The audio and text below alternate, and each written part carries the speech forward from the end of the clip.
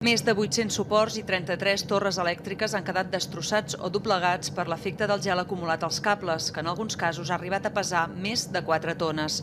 Són dades que dona la companyia Endesa per explicar les afectacions a la xarxa, que continuen encara a dia d'avui. A hores d'ara, el balanç de l'elèctrica apunta a 11 subestacions de les comarques gironines, les que van deixar de donar servei, i 14 línies d'alta tensió desactivades.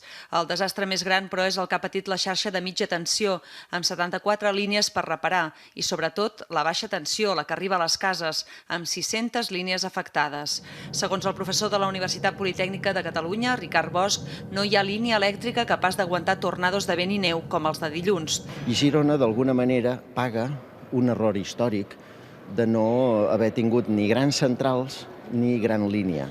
La línia de les Gavarres va solucionar en el seu moment, però haurien d'haver-hi més línies de les Gavarres. Però clar, llavors és parc natural. Què fem? Per a alguns experts, només la mat soterrada hauria garantit la resistència a la neu.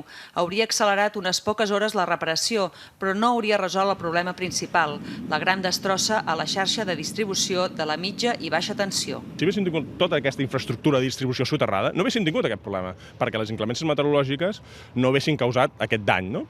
Per tant, jo crec que és important no barrejar debats, no? Mat és de distribució, la mat, les comarques gironines, jo crec que el col·lectiu que no la vol és poc, ara el col·lectiu que la vol soterrada és molt, per tant, no barregem debat. Endesa calcula que necessitaran com a mínim un mes per reparar totes les torres i línies malmeses.